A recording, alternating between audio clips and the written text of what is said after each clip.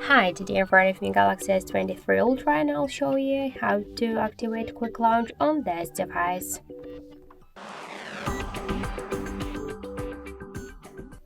So just to do that, we should first open the settings and then scroll down to the advanced features, then click here to side key, and to activate the quick launch by double press to the power key button. For example, to use the camera application, we should just tap on the switcher. Now we can see now we can check by double press to the power key that the camera application successfully activated.